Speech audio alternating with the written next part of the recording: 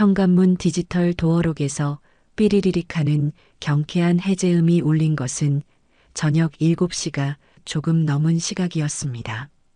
곧이어 하이힐 소리가 또각거리며 거실로 이어졌고 소파 가죽이 푹 꺼지는 소리와 함께 깊은 한숨이 들려왔어요.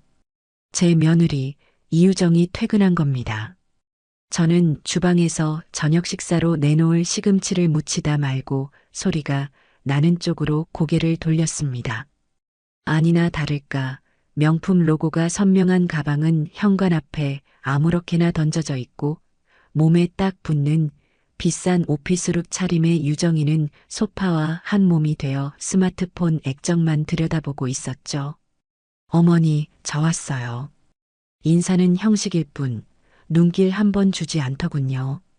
저 역시 왔니? 하고 짧게 대답하고는 다시 하던 일에 집중했습니다. 저런 모습이 하루 이틀이어야 말이죠. 결혼하고 이 집에 들어와 산지 2년 유정이는 단 한 번도 제게 먼저 따뜻한 인사를 건넨 적이 없습니다. 마치 이 집이 자기가 월세 내고 사는 하숙집이라거나 제가 월급 주고 고용한 가사도우미라도 되는 것처럼 행동하는 게 이제는 익숙해질 법도 한데 매번 심장에 작은 돌멩이가 툭 하고 떨어지는 기분은 어쩔 수가 없네요. 한참 동안 스마트폰을 두드리던 유정이가 이번에는 제 쪽으로 고개도 돌리지 않은 채 말했습니다. 어머니, 목마른데 시원한 오렌지 주스 한 잔만 갈아주세요. 오늘 부장 때문에 열불 나서 속이 다 타네요. 참 당연하다는 듯한 요구였어요. 마치 리모컨으로 TV 채널을 돌리듯 그렇게 사람을 부리는 말투. 저는 무치던 시금치를 그릇에 담고 손을 씻었습니다. 그리고 냉장고를 열어 오렌지 몇 개를 꺼냈죠. 믹서기가 위잉하고 요란한 소리를 내며 돌아가는 동안 저는 거실 소파에 길게 누워 다리를 까딱거리는 며느리의 뒷모습을 멍하니 바라보았습니다. 남편과 사별하고 시장 좌판에서 채소를 팔아번 돈으로 아들 김범석을 대학까지 보냈습니다. 제 인생에는 오직 아들 하나뿐이었어요. 그 아들이 번듯한 회사에 취직하고 좋은 집안 딸이라는 유정이와 결혼하겠다고 했을 때 저는 세상을 다 얻은 것 같았습니다. 제 몫의 집을 팔고 아들의 신혼집에 보태 이 넓은 아파트에 함께 들어온 것도 모두 아들의 행복을 위해서였어요. 늙은 어미가 아들 내외 신혼생활에 방해가 될까 싶어 매일같이 눈치를 받고 맞벌이하는 며느리가 힘들까 싶어 하루 세끼 밥상은 물론 온갖 집안일을 도맡아 했습니다. 하지만 돌아온 것은 존중이 아닌 무시였고 감사가 아닌 당연함이었어요. 여기요. 시원한 주스가 담긴 잔을 소파 앞 테이블에 내려놓자 유정이는 그제야 몸을 일으켰습니다. 어우, 시원하다. 역시 집이 최고라니까요. 그 말은 제게 하는 말이 아니었습니다. 그저 혼잣말이었죠. 주스를 단숨에 반쯤 들이켠 유정이는 다시 소파에 등을 기댄 채 제게 물었습니다. 저녁은 뭐예요? 저 오늘 기름진 거 안 당기는데. 담백한 걸로 하셨죠? 생선 굽고 나물 몇 가지 무쳤다. 생선? 비린내 나게 무슨 생선이에요? 제가 생선 별로 안 좋아하는 거 모르세요? 김치찌개나 얼큰하게 끓여주시지. 순간 제 손에 들린 행주에 힘이 들어갔습니다. 유정이가 가장 좋아하는 반찬이 바로 노릇하게 구운 고등어구이라는 사실을 저는 똑똑히 기억하고 있었거든요. 결혼 초 제가 고등어를 구워주자 어머니, 저 고등어구이 킬러인 거 어떻게 아셨어요? 너무 맛있다라며 밥 2공기를 비웠던 게 바로 이 아이였습니다. 이제 와서 생선이 싫다니요. 그 말은 즉 제가 한 음식에 대한 노골적인 트집이자 불만이었습니다. 김치찌개는 어제 먹었잖니. 그리고 너 생선구이 좋아했잖아. 그건 옛날 입맛이고요. 사람은 변하는 거예요, 어머니. 제 입맛도 변했나 보죠. 아, 몰라요. 배고프다. 그냥 있는 거 대충 주세요. 유정이는 그렇게 말하고는 방으로 휙 들어가 버렸습니다. 텅 빈 거실에 혼자 남은 저는 차갑게 식어가는 주스잔을 한참 동안 내려다보았어요. 마음속에서 무언가 서걱거리는 소리가 났습니다. 낡고 달아빠진 희생이라는 이름의 부품이 이제는 수명을 다해 삐걱거리는 소리였죠. 얼마 지나지 않아 아들 범석이가 퇴근했습니다. 제 아들이지만 저는 범석이를 보면 가끔 숨이 턱 막힐 때가 있어요. 착하고 순하지만 그만큼 우유부단하고 자기 주장이 약합니다. 특히 아내 문제에 있어서는 더더욱 그렇죠. 엄마 다녀왔습니다. 아이고 배고프다. 오늘 저녁 뭐야? 범석이는 제게 달려와 어깨를 주무르며 애교를 부렸습니다.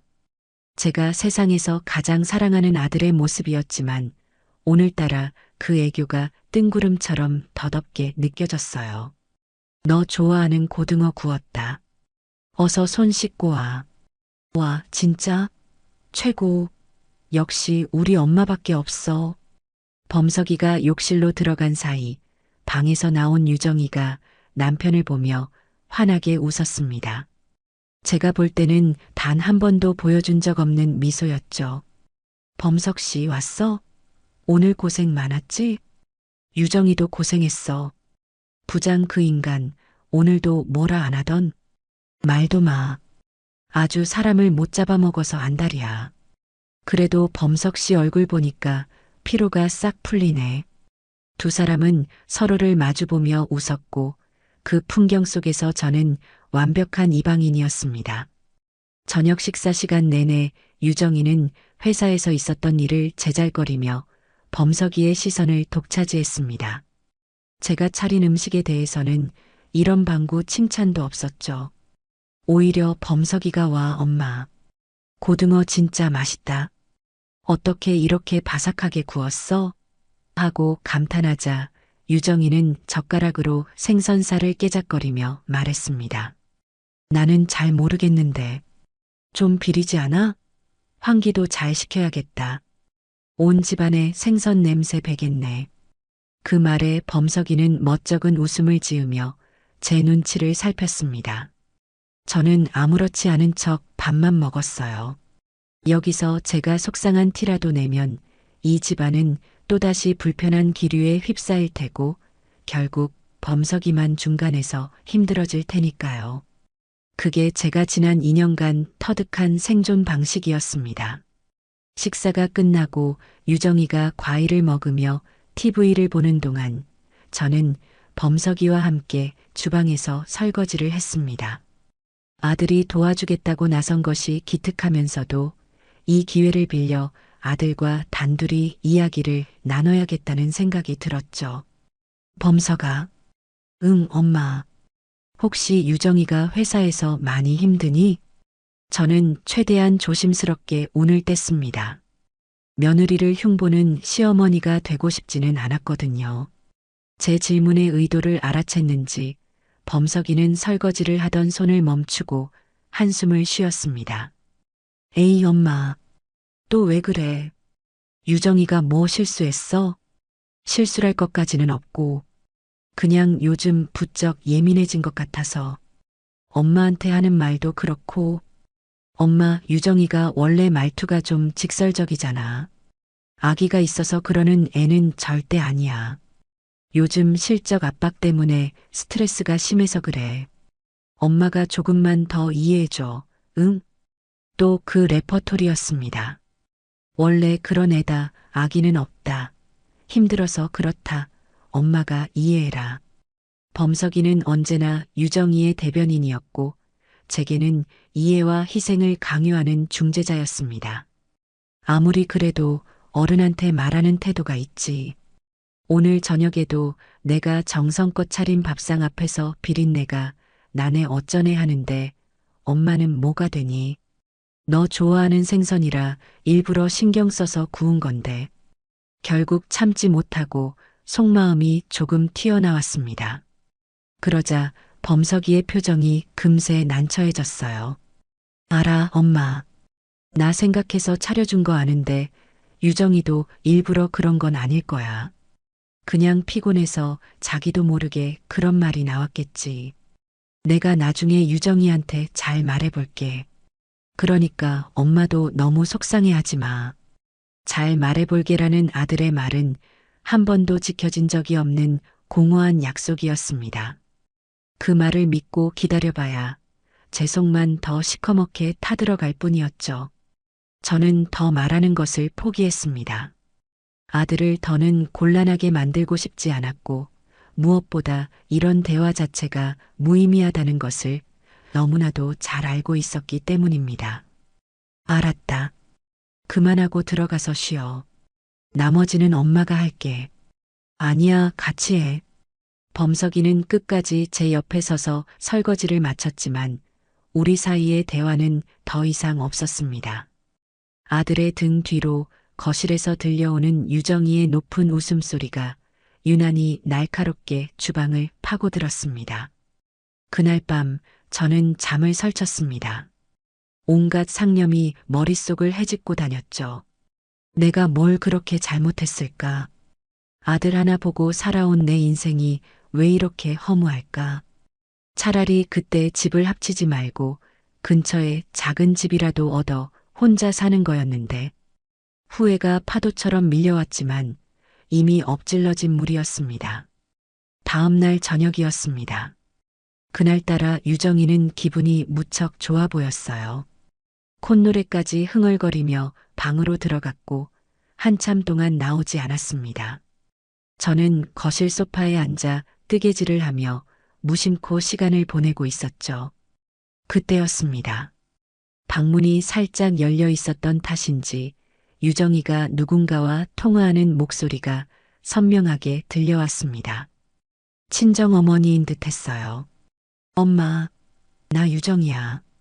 잘 지내지? 목소리 톤부터가 달랐습니다. 제게 말할 때와는 비교도 안 될 만큼 애교가 넘치고 살가웠죠. 응, 나는 잘 지내지. 범석 씨도 잘해주고. 아, 맞다. 엄마 다음 주 생신이잖아. 내가 깜짝 선물 준비했어. 저는 순간 뜨개질하던 손을 멈췄습니다. 생신 선물이라는 단어가 귓가에 와서 박혔거든요. 비밀인데 엄마한테만 살짝 알려주는 거야. 이번에 사위가 엄마 기력 없으신 것 같다고 특별히 신경 좀 썼어. 최고급 한우 세트에다가 녹용까지 듬뿍 넣은 보약 한제 떡하니 지어놨지 뭐야. 대단하지, 우리 신랑? 녹용, 보약. 그 단어들이 제 심장을 서늘하게 찔렀습니다. 제 아들 범석이가 제 사돈의 보약을 지어줬다는 말이었습니다. 물론 아들이 장모에게 잘하는 것은 좋은 일입니다. 나무랄 일이 아니죠. 하지만 유정이의 다음 말이 제 마음에 비수를 꽂았습니다. 어휴, 돈은 좀 깨졌지. 그래도 엄마 건강이 최우선이잖아. 범석 씨 월급 타자마자 내가 바로 결제해버렸어. 범석 씨는 엄마 드실 거라고 하니까 아무 말 못하더라. 역시 내 말은 잘 듣는다니까. 자랑스럽게 떠드는 그 목소리에서 저는 아들이 자발적으로 한 일이 아님을 직감했습니다. 유정이가 아들의 월급으로 아들의 의사와는 상관없이 오직 자신의 생색을 내기 위해 벌인 일이라는 것을요. 제 아들이 번 돈이 제가 평생 고생하며 키운 아들의 피 같은 돈이 그렇게 사돈의 보약값으로 넘어가고 있었습니다. 응, 그러니까 생신날 기대해. 내가 그거 들고 갈게. 알았지, 엄마. 사랑해. 통화가 끝나고 저는 한동안 그 자리에 못 박힌 듯 앉아 있었습니다. 손에 들고 있던 뜨개질 실이 힘없이 바닥으로 떨어졌어요. 머리 가죽부터 발끝까지 피가 차갑게 식는 기분이었습니다. 지난 세월의 모든 서러움과 무시, 그리고 오늘 제가 목격한 이 기막힌 현실이 한데 뒤엉켜 거대한 분노의 소용돌이가 되어 제 안에서 휘몰아쳤습니다. 그래요. 사돈어른 생신에는 녹용보약을 다려 바치는구나. 내 아들 돈으로. 그럼 내 생일에는 무엇을 해줄까? 그 순간 저는 제 인생을 건 아주 중요한 결심을 하게 되었습니다. 더는 이렇게 살 수 없다는, 내 인생을 이대로 썩게 내버려 둘 수는 없다는 처절한 깨달음이었습니다. 거실 창밖으로 보이는 도시의 야경이 그날따라 유난히 흐릿하게 번져 보였습니다. 그것은 눈물이 아니었습니다. 제 안에서 뜨겁게 타오르기 시작한 분노의 불꽃 때문에 세상이 아른거리고 있었을 뿐입니다. 지긋지긋한 이 연극을 끝낼 때가 드디어 온 겁니다. 사돈의 생신 선물로 녹용 넣은 보약을 올린다는 며느리의 통화 내용을 엿들은 그날 밤 저는 뜬 눈으로 밤을 새웠습니다. 분노와 배신감에 잠을 이룰 수 없었던 것이 아니에요. 오히려 그 반대였습니다. 안개가 자욱한 새벽녘 길 잃은 나그네가 마침내 저 멀리 반짝이는 등대를 발견한 것처럼 제 머릿속은 수십 년 만에 가장 맑고 명료해졌습니다. 더는 망설일 것도 미련을 가질 것도 없다는 확신. 그 서늘한 확신이 제 온몸의 피를 차갑게 식히고 이성을 또렷하게 깨웠죠. 제 인생의 나침반이 드디어 가야 할 방향을 정확하게 가리키기 시작한 겁니다. 그날 이후 제 일상은 겉으로 보기엔 아무것도 달라지지 않았습니다. 저는 여전히 새벽에 일어나 아침을 준비했고 청소와 빨래를 했으며 아들 내외가 돌아오기 전에 저녁 식사를 차려놓는 그림자 같은 시어머니의 역할을 충실히 수행했어요. 하지만 제 안에서는 거대한 변화가 일어나고 있었습니다. 유정이의 가시돋친 말을 들어도 범석이의 어설픈 중재를 지켜봐도 예전처럼 가슴에 생채기가 나지 않았습니다. 마치 두꺼운 유리벽을 사이에 두고 다른 세상 사람들의 연극을 관람하는 기분이었습니다. 저들은 곧 무대에서 퇴장할 배우들이고 저는 이 연극의 막을 내린 연출가이자 마지막 관객이었으니까요. 시간은 무심하게 흘러 제 60번째 생일이 다가왔습니다. 환갑이었죠. 남들은 자식들이 차려준 성대한 잔치상 앞에서 만수무강을 기원받는다는 인생의 중요한 길목이었습니다. 하지만 저는 아무런 기대도 하지 않았습니다. 기대가 없으니 실망도 없을 터였죠. 생일날 아침 저는 평소보다 조금 이른 새벽 5시에 눈을 떴습니다. 혹시나 하는 마음 때문이 아니었어요. 그저 저 자신에게 지난 60년의 고단했던 세월을 위로하는 시간을 선물하고 싶었을 뿐입니다.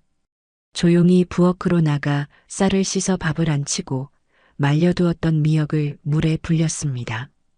남편과 사별하고 범석이를 키우는 동안 제 생일 미역국은 늘 제 손으로 끓여야 했어요. 시장에서 채소 장사를 하느라 바빠 생일조차 잊고 지나갈 때가 많았지만 그래도 가끔은 이렇게 이른 새벽에 일어나 스스로에게 작은 상을 차려주곤 했습니다. 명수가 고생했다. 살아내느라 애썼다. 하고요. 들기름에 미역과 소고기 양지를 달달 볶다가 국간장으로 간을 맞추니 구수한 냄새가 집안에 퍼지기 시작했습니다. 그때였습니다. 범석이가 부스스한 얼굴로 안방에서 나왔어요. 엄마, 일찍 일어나셨네요. 무슨 냄새지? 엄청 고소하네. 아들은 그렇게 말하며 냉장고 문을 열어 찬물을 들이켰습니다. 제 생일이라는 사실은 까맣게 잊은 얼굴이었죠. 저는 잠시 아들의 얼굴을 바라보았습니다. 제 모든 것이었던 아들.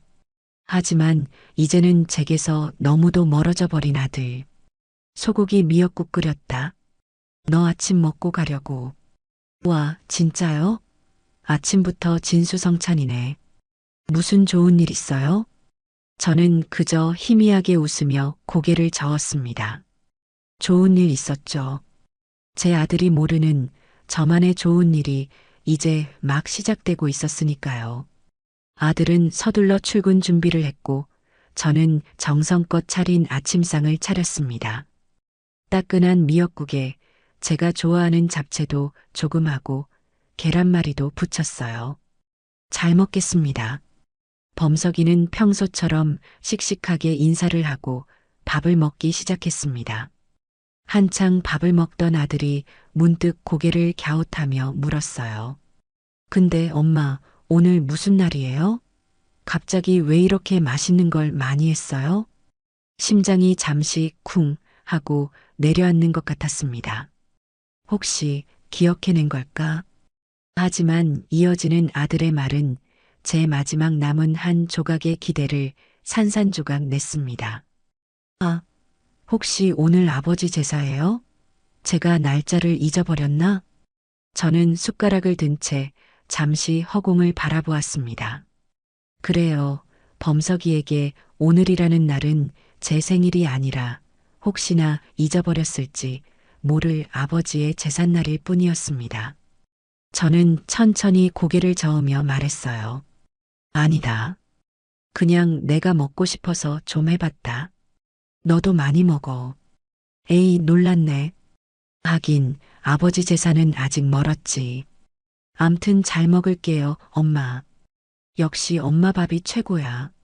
아들은 그렇게 말하고는 다시 식사에 집중했습니다. 그 순간 유정이가 하품을 하며 방에서 나왔습니다. 제게는 눈길도 주지 않고 곧장 욕실로 향하더군요. 한참 뒤에 나온 유정이는 식탁을 한번 쓱 훑어보더니 인상을 찌푸렸습니다. 아침부터 무슨 잡채예요? 느끼하게. 저는 입맛 없으니까 안 먹을래요. 유정이는 그렇게 말하고 소파에 앉아 스마트폰을 들여다보기 시작했습니다. 범석이가 눈치를 보며 말했어요. 유정아, 그래도 미역국이라도 한술 뜨고 가. 엄마가 아침부터 정성껏 끓이셨는데. 됐어. 속 더부룩해. 그리고 나 오늘 아침에 필라테스 예약했단 말이야. 빈속으로 가야 운동이 잘 돼. 유정이의 단호한 말에 범석이는 더는 아무 말도 하지 못했습니다. 아침 식사는 그렇게 어색한 침묵 속에서 끝이 났어요. 범석이가 출근하고 유정이가 운동을 하러 나간 뒤 텅 빈 집에는 저 혼자 남았습니다. 저는 아들 내외가 먹고 남긴 밥상을 치우고 설거지를 했습니다. 그리고 다시 제 몫의 밥상을 차렸죠. 혼자 먹는 환갑상이었습니다. 식탁에 앉아 꾸역꾸역 미역국을 넘기는데 눈물이 나지 않았습니다. 슬프지 않았어요. 그저 모든 것이 제자리로 돌아가고 있다는 당연한 수순을 밟고 있다는 생각만 들었습니다. 저녁이 되었습니다. 저는 혹시나 하는 마음에 저녁상도 제법 신경 써서 차렸습니다. 범석이가 좋아하는 갈비찜도 하고 여러 가지 전도 부쳤죠. 하지만 범석이는 회사에 급한 일이 생겼다며 저녁 늦게 들어온다고 연락이 왔고 유정이는 친구들과 약속이 있다며 일찌감치 나가버렸습니다. 결국 그날 저녁도 저는 혼자였습니다. 산더미처럼 차려진 음식을 앞에 두고 있으니 헛웃음이 나왔어요. 신명숙, 너 지금 뭐 하고 있는 거니? 밤 10시가 넘어 범석이가 피곤해 절은 얼굴로 귀가했습니다. 아들은 식탁에 차려진 음식을 보고는 그제야 뭔가 생각났다는 듯이야 하고 작은 탄성을 질렀습니다. 엄마 미안해요. 내가 깜빡했네. 오늘 생신이었죠? 아이고 이놈의 정신머리. 회의가 너무 길어져서 정말 미안해요, 엄마. 아들은 진심으로 미안해하는 얼굴이었습니다. 하지만 그 미안함은 제 마음에 아무런 위로도 되지 못했어요. 잊었다는 사실 자체가 중요한 게 아니었으니까요. 제 존재가 아들의 인생에서 얼마나 가벼운지를 확인시켜주는 증거일 뿐이었죠. 괜찮다. 바쁘면 그럴 수도 있지. 피곤할 텐데 어서 씻고 자거라. 아니에요. 그래도 어떻게 그냥 자요. 케이크라도 사왔어야 했는데. 지금이라도 나갈까요? 됐다. 이 밤에 어딜 나간다고. 내일 아침에 엄마가 차려놓은 거나 맛있게 먹어주면 돼. 저는 아들을 방으로 들여보냈습니다. 그리고 얼마 지나지 않아 현관문이 다시 열렸습니다. 유정이가 잔뜩 신이 난 목소리로 통화를 하며 들어왔어요. 응, 정말 재밌었어. 다음에 또 보자. 끊어. 전화를 끄는 유정이는 거실로 들어서다 저와 눈이 마주치자 마치 길에서 귀찮은 사람을 만난 듯한 표정을 지었습니다. 그러더니 갑자기 무언가 생각났다는 듯 들고 있던 쇼핑백을 뒤적이기 시작했어요. 아, 맞다. 어머니. 유정이는 쇼핑백 안에서 검은 비닐봉지 하나를 꺼내 식탁 위에 툭 하고 던졌습니다. 생신이라면서요? 친구들이랑 백화점 갔다가 오는 길에 마트 들러서 사왔어요. 입 심심할 때 드세요. 검은 비닐봉지 안에는 어릴 적 할머니가 주시던 큼지막한 박하사탕이 한가득 들어 있었습니다. 포장지에는 옛날 박하사탕이라는 글씨가 촌스럽게 박혀 있었죠. 그 순간 저는 시간이 멈추는 것 같았습니다. 사돈의 생신 선물이라는 녹용 보약과 지금 제 눈앞에 놓인 이 박하사탕 한 봉지. 그 극명한 대비가 제 머릿속을 망치로 내려치는 것 같았어요. 이것은 성의의 문제가 아니었습니다. 명백한 모욕이자 계급의 확인이었습니다. 당신은 고작 이 정도의 대우면 충분한 사람이라는 서늘하고 잔인한 낙인이었죠. 저는 천천히 고개를 들어 유정이의 얼굴을 보았습니다. 유정이의 입가에는 옅은 비웃음이 걸려 있었어요. 제 반응을 즐기고 있는 것이 분명했습니다. 저는 화를 내지도 슬퍼하지도 않았습니다. 그저 제 안에 마지막 남은 미련과 정을 깨끗하게 도려내는 칼날이라고 생각했어요. 저는 아주 천천히 그리고 공손하게 입을 열었습니다. 고맙구나. 내가 박하사탕 좋아하는 건 어떻게 기억하고 있었니? 아주 사려가 깊어. 제 차분한 반응에 유정이는 오히려 당황한 기색이었습니다. 제가 길길이 날뛰며 분노하기를 기대했던 모양이에요. 하지만 저는 그러지 않았습니다. 이제 저들은 제 감정을 소모할 가치조차 없는 사람들이었으니까요. 그럼요. 어른들 입맛은 다 비슷하잖아요. 그럼 저 피곤해서 먼저 들어갈게요. 유정이는 그렇게 말하고는 제 방으로 쏙 들어가 버렸습니다. 저는 한참 동안 식탁에 놓인 박하사탕 봉지를 내려다보았습니다. 그리고 결심했죠. 이 모욕을 저는 평생 잊지 않을 겁니다. 그리고 반드시 갚아줄 겁니다. 그날 밤 저는 제 방으로 들어와 낡은 노트북을 켰습니다. 먼지가 뽀얗게 쌓인 노트북이었지만 작동은 잘 되었어요. 인터넷 창을 열고 검색창에 한 글자 한 글자 힘주어 단어를 입력했습니다. 부동산 매매 절차, 명의자, 단독 판매 가능 여부, 강남구 아파트 시세. 화면에 떠오르는 수많은 정보들을 읽어내려가는 동안 제 심장은 차갑고 빠르게 뛰기 시작했습니다. 두려움은 없었어요. 오직 해방감과 약간의 흥분만이 존재할 뿐이었습니다. 이 집은 남편이 남긴 유산과 제가 평생 모은 돈으로 제 이름, 신명숙의 이름으로 등기된 집이었습니다. 아들 내외는 그저 세입자나 다름없었죠. 법적으로 저는 이 집을 제 마음대로 처분할 수 있는 유일한 권리자였습니다. 수많은 부동산 중개업소의 연락처를 훑어보던 중 제 눈에 한 이름이 들어왔습니다. 대박부동산 대표 박철민. 오래전 시장에서 함께 장사하던 언니가 입이 닳도록 칭찬하던 사람이었습니다. 입이 무겁고 일처리가 확실하며 절대 고객을 배신하지 않는다고요. 저는 망설이지 않고 그 번호를 제 낡은 휴대폰에 저장했습니다. 그리고 다음 날 아침 아들 내외가 모두 출근한 것을 확인한 뒤 저는 창가에 서서 박하사탕 한 알을 입에 넣었습니다. 화한 박하향이 입안에 퍼지자 어지럽던 머리가 오히려 맑아지는 기분이었습니다. 그래, 이 맛을 기억하자. 이 치욕의 맛을. 저는 휴대폰을 들고 저장해둔 번호를 눌렀습니다. 신호음이 몇 번 울리고 굵직한 남자의 목소리가 들려왔습니다. 네, 대박 부동산입니다.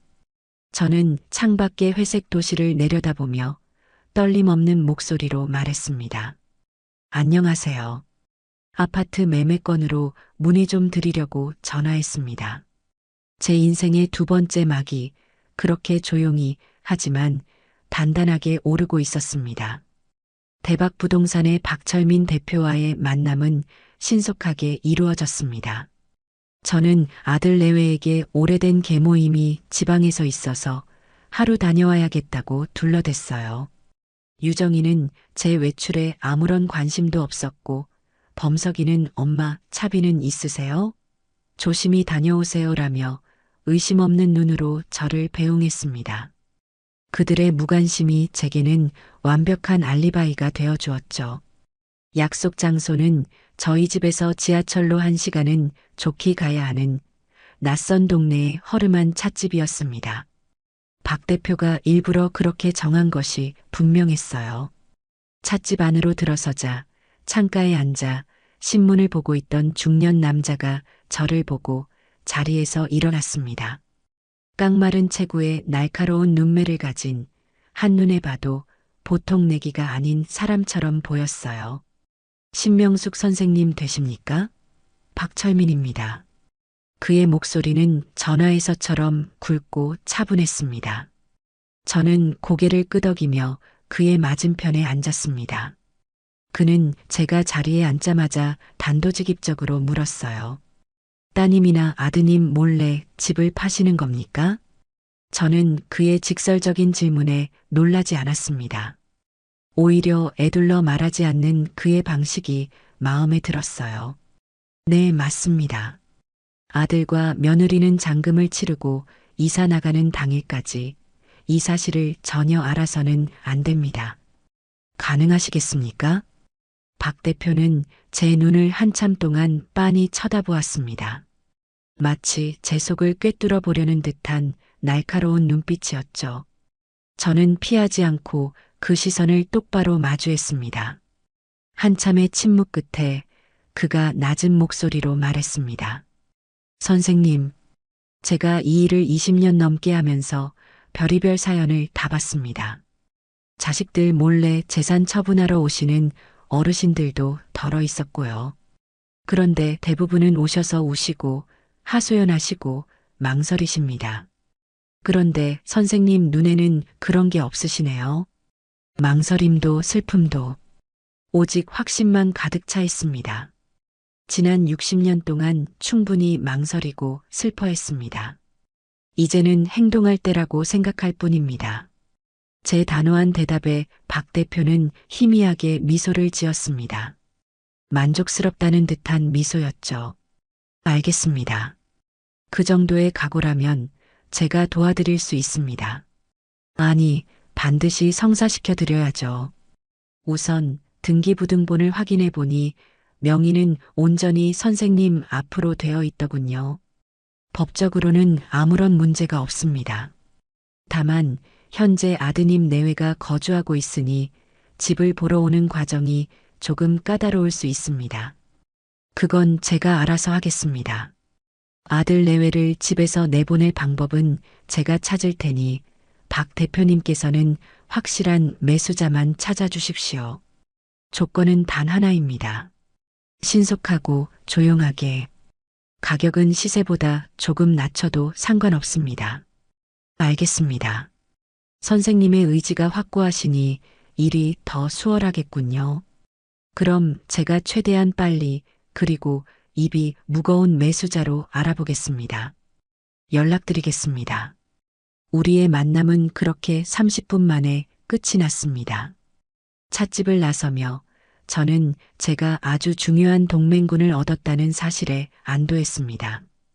이제 주사위는 던져졌고 저는 루비콘 강을 건넌 것이나 다름없었죠.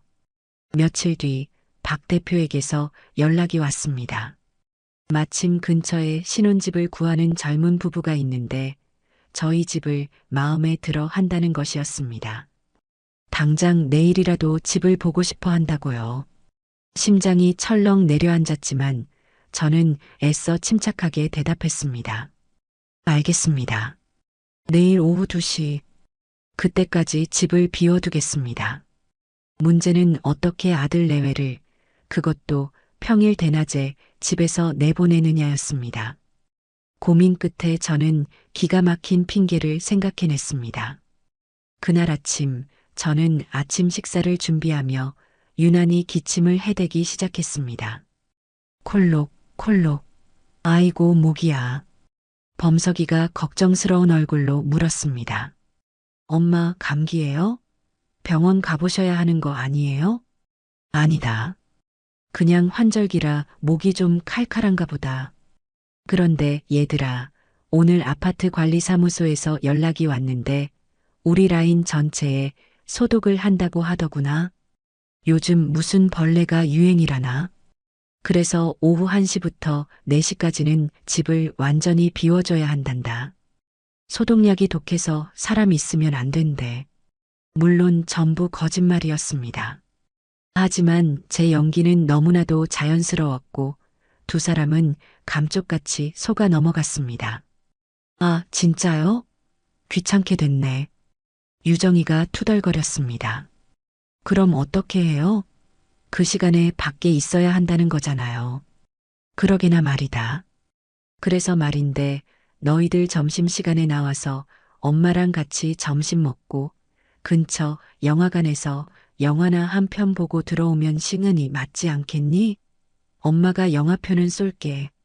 제 제안에 유정이는 잠시 고민하는 듯 하더니 이내 고개를 끄덕였습니다. 평일 대낮의 데이트가 그리 나쁘지만은 않다고 생각한 모양이에요. 뭐, 그것도 괜찮겠네요. 범석 씨는 어때? 나는 좋지. 엄마랑 유정이랑 다 같이 영화 본 지도 오래됐잖아. 좋아요, 엄마. 계획은 완벽하게 성공했습니다. 다음 날 오후 저는 아들 내외를 데리고 집 근처 식당에서 점심을 먹고 최신 개봉 영화표를 끊어 영화관으로 들여보냈습니다. 엄마는 영화 보면 답답해서 싫다. 너희 둘이 재미있게 보고 와. 나는 근처 시장 구경이나 하고 있을게. 두 사람이 영화관으로 들어가는 것을 확인한 뒤 저는 서둘러 집으로 향했습니다. 심장이 미친 듯이 뛰기 시작했어요. 집에 도착하니 박 대표와 젊은 부부가 아파트 앞에서 저를 기다리고 있었습니다. 오래 기다리셨죠? 어서 들어오세요. 저는 애써 태어난 척하며 그들을 집 안으로 안내했습니다. 젊은 부부는 집이 깨끗하고 넓다며 무척 마음에 들어하는 눈치였어요. 저는 집 안 구석구석을 설명해 주면서도 온 신경은 휴대폰에 쏠려 있었습니다. 혹시라도 아들이나 며느리에게서 전화가 올까봐 조마조마했죠. 그리고 아니나 다를까 위기는 생각보다 빨리 찾아왔습니다. 안방을 구경하던 중 제 휴대폰 진동이 세차게 울렸습니다. 화면에는 며느리라는 글자가 떠 있었어요. 심장이 쿵하고 바닥으로 떨어지는 것 같았습니다. 저는 재빨리 거절 버튼을 누르고 휴대폰을 주머니 깊숙이 찔러 넣었습니다. 왜 그러세요, 선생님? 안색이 안 좋으신데. 박 대표가 눈치 빠르게 물었습니다. 아닙니다. 괜찮습니다. 계속 구경하시죠. 하지만 잠시 후 이번에는 집 전화기가 요란하게 울리기 시작했습니다. 받지 않을 수도 없는 노릇이었죠. 저는 젊은 부부에게 양해를 구하고 수화기를 들었습니다. 유정이의 짜증 섞인 목소리가 터져 나왔습니다. 어머니, 왜 전화를 안 받으세요? 저 지갑을 집에 두고 온 것 같아요. 지금 잠깐 집에 들렀다 가야 할 것 같은데 괜찮죠? 온몸에 피가 식는 기분이었습니다. 저는 수화기를 쥔 손에 힘을 주며 제 평생의 연기력을 모두 끌어모아 말했습니다. 어머, 유정아. 지금 오면 어떡하니? 지금 소독 기사님들이 막 약을 뿌리기 시작했단다. 냄새가 너무 독해서 머리가 아플 지경이야. 절대 들어오면 안 된다. 지갑은 그냥 엄마 카드 먼저 쓰고 나중에 정산하자. 응? 제 절박한 목소리에 유정이는 잠시 의심하는 듯 했지만 이내 진짜? 짜증나. 알았어요. 그럼 영화 끝나고 연락할게요. 하고 전화를 끊었습니다. 저는 수화기를 내려놓고 길게 숨을 내쉬었습니다. 등줄기에는 식은땀이 흐르고 있었죠. 아슬아슬한 위기를 넘기고 젊은 부부는 만족스러운 얼굴로 집을 나섰습니다. 그들이 돌아간 뒤 저는 소파에 주저앉아 한참 동안 거친 숨을 몰아쉬었습니다. 정말 지옥 같은 시간이었어요. 그날 저녁 박 대표에게서 전화가 왔습니다. 젊은 부부가 집을 계약하겠다는 것이었습니다. 저는 다음 날 다시 한번 외출을 핑계로 부동산 사무실을 찾았습니다. 제 앞에 놓인 매매 계약서를 읽어내려가는데 글자 하나하나가 제 눈에는 자유를 향한 증표처럼 보였습니다. 저는 망설임 없이 계약서에 제 이름 신명숙 석자를 꾹꾹 눌러 썼습니다. 계약금은 바로 선생님 계좌로 입금될 겁니다. 박 대표의 말이 끝나기 무섭게 제 휴대폰에 문자 메시지 알림이 울렸습니다. 은행 앱을 열어 확인하니 제 이름으로 된 비상금 통장에 일금 5천만 원이라는 숫자가 선명하게 찍혀 있었습니다. 그 숫자를 보는 순간 저는 지난 60년의 서름과 고통이 모두 씻겨 내려가는 듯한 해방감을 느꼈습니다. 이것은 단순한 돈이 아니었습니다. 제 인생을 되찾을 수 있는 저를 지켜줄 단단한 갑옷이자 날카로운 무기였습니다. 찻집에서 부동산 사무실에서 저는 단 한 번도 눈물을 보이지 않았습니다. 하지만 그날 밤 제 방에 홀로 앉아 통장에 찍힌 숫자를 몇 번이고 다시 확인하며 저는 소리 없이 눈물을 흘렸습니다. 서러움의 눈물이 아니었어요. 마침내 제 인생의 주도권을 되찾았다는 기쁨과 안도의 눈물이었습니다. 잔금일은 정확히 한 달 뒤, 그날은 제게 새로운 인생이 시작되는 독립기념일이 될 것이었습니다. 계약서에 도장을 찍고 계약금을 받은 그날부터 제게는 한 달이라는 시간이 주어졌습니다. 아들 내외의 눈을 피해 이 집에서 제 흔적을 완벽하게 지우고 새로운 삶을 준비해야 하는 아주 중요하고도 비밀스러운 시간이었죠. 저는 마치 첩보 영화의 주인공이라도 된 것처럼 치밀하고 대담하게 제 계획을 실행에 옮기기 시작했습니다. 첫 번째 임무는 제 물건들을 이 집에서 빼내는 것이었습니다. 아들과 며느리가 출근하고 텅 빈 집, 그 고요한 시간은 온전히 저만의 작전 시간이었습니다. 저는 가장 먼저 안방 장롱 깊숙한 곳에 보관해 두었던 상자 하나를 꺼냈습니다. 그 안에는 먼저 세상을 떠난 남편의 유품이 들어 있었어요. 낡은 손목 시계, 그이가 즐겨 쓰던 만년필, 그리고 빛바랜 흑백 사진 몇 장. 물건 하나하나를 꺼내 먼지를 닦아내는데 수십 년 전의 기억들이 파노라마처럼 스쳐 지나갔습니다. 눈물이 핑 돌았지만 감상에 젖어 있을 시간이 없었죠. 저는 그 물건들을 작은 가방에 소중히 옮겨 담았습니다. 다음은 제 개인적인 물건들이었습니다. 젊었을 때부터 한 땀 한 땀 떠서 모아두었던 뜨개 작품들, 시장에서 장사하며 틈틈이 읽었던 낡은 소설책들, 가리고 제 이름이 새겨진 앨범들. 유정이의 눈에는 그저 촌스럽고 낡아 빠진 잡동사니에 불과하겠지만 제게는 지난 세월의 희로애락이 고스란히 담긴 보물들이었습니다.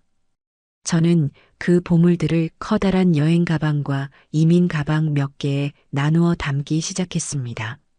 마치 먼 여행을 떠나는 사람처럼요. 문제는 이 짐들을 어떻게 밖으로 옮기느냐였습니다. 고민 끝에 저는 근처에 있는 24시간 셀프 스토리지 개인 창고를 하나 단기 임대했습니다. 그리고 매일 아침 장을 보러 가는 척하며 시장용 카트에 박스 하나씩을 실어 날랐습니다. 아파트 경비원이나 이웃들이 어머니, 그건 다 뭐예요?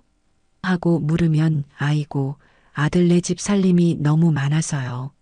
안 쓰는 겨울옷이랑 이불 좀 정리해서 딸네 집에 갖다 주려고요. 하고 천연덕스럽게 둘러댔습니다. 아무도 저를 의심하지 않았어요. 그들의 눈에 저는 그저 자식들을 위해 꾸준히 일을 마다하지 않는 평범하고 헌신적인 늙은 어머니일 뿐이었으니까요. 하루에 한두 번씩 그렇게 2주에 걸쳐 제 흔적을 지워나갔습니다. 제 방에 있던 옷가지와 책들이 사라지고 거실 장식장을 채우고 있던 제 사진들이 없어졌으며 주방 한편을 차지하던 제 전용 찻잔 세트도 자취를 감췄습니다. 집은 점점 더 낯선 공간이 되어갔지만 제 마음은 오히려 가벼워졌습니다. 낡고 무거운 껍데기를 하나씩 벗어던지는 기분이었어요. 두 번째 임무는 새로운 보금자리를 마련하는 것이었습니다. 저는 계약금의 일부를 들고 아들 내외가 절대 상상하지 못할 곳에 있는 오피스텔을 알아보러 다녔습니다. 젊은 직장인들이 많이 사는 보안이 철저하고 편의시설이 잘 갖춰진 신축 오피스텔이었죠. 부동산 중개인과 함께 몇 군데를 둘러본 끝에 제 마음에 쏙 드는 곳을 발견했습니다. 남향이라 햇볕이 잘 드는 작지만 아늑한 공간이었어요. 창밖으로는 공원이 보여 전망도 훌륭했습니다. 이곳으로 하겠습니다. 저는 망설이지 않고 그 자리에서 임대차 계약서에 도장을 찍었습니다. 입주일은 저희 집 잔금일과 같은 날로 맞췄어요. 모든 것이 제 계획대로 착착 진행되고 있었습니다. 새로운 집의 계약서를 손에 쥐고 돌아오는 길, 저는 처음으로 저 자신만을 위한 가구를 상상해 보았습니다. 푹신한 1인용 소파, 차를 마실 수 있는 작은 원형 테이블, 그리고 밤에 책을 읽을 수 있는 예쁜 스탠더 조명. 그 상상만으로도 입가에 미소가 번졌습니다. 그렇게 제가 물밑에서 분주하게 움직이는 동안 물 위의 아들 내외는 아무것도 모른 채 평화로운 일상을 보냈습니다. 아니, 평화롭다기보다는 철없는 계획에 들떠 있었죠. 특히 유정이는 이 집이 곧 자신들의 소유가 될 것이라는 착각에 빠져 하루가 멀다 하고 인테리어 잡지를 사나르기 시작했습니다. 어느 날 저녁 식사 시간이었습니다. 유정이가 갑자기 제게 잡지를 불쑥 내밀며 말했어요. 어머니, 이것 좀 보세요. 요즘은 이렇게 거실을 서재처럼 꾸미는 게 유행이래요. 저희도 나중에 이 집 저희 이름으로 바꾸고 나면 이렇게 싹 다 뜯어 고칠 거예요. 잡지에는 값비싼 원목 책장과 가죽 소파로 꾸며진 모델하우스처럼 번쩍이는 거실 사진이 실려 있었습니다. 그리고 어머니, 이 주방도 너무 촌스러워요. 싱크대도 낡았고, 나중에 범석 씨랑 대출 좀 받아서 수입 타일 깔고 아일랜드 식탁도 크게 하나 놓을 거예요. 어머니는 요리만 하시면 되니까 편하시고 좋죠? 저는 아무 말 없이 고개만 끄덕였습니다. 제 침묵을 동의로 받아들인 유정이는 더욱 신이 나서 떠들어댔습니다. 가장 큰 문제는 어머니 방이에요. 위치는 좋은데 너무 좁고 쓸모가 없어요. 제 말이 맞죠, 범석 씨? 범석이는 갈비찜을 뜯으며 건성으로 대답했습니다. 응, 자기가 그렇다면 그런 거겠지. 그렇죠? 그래서 제가 생각해 봤는데 나중에 어머니 방은 벽을 터서 거실을 넓히는 데 쓰는 게 좋겠어요. 훨씬 집이 넓어 보이고 시원할 거예요. 어머니 짐은 베란다에 창고 작은 거 하나 만들어서 넣어드리면 되고요. 괜찮으시죠, 어머니? 그 순간 저는 밥을 씹던 것을 멈추었습니다. 제 공간을 터서 거실을 넓히고 제 짐은 베란다 창고에 처박아 두겠다. 그 말은 즉 저라는 존재를 이 집에서 완전히 지워버리겠다는 선언이나 다름없었습니다.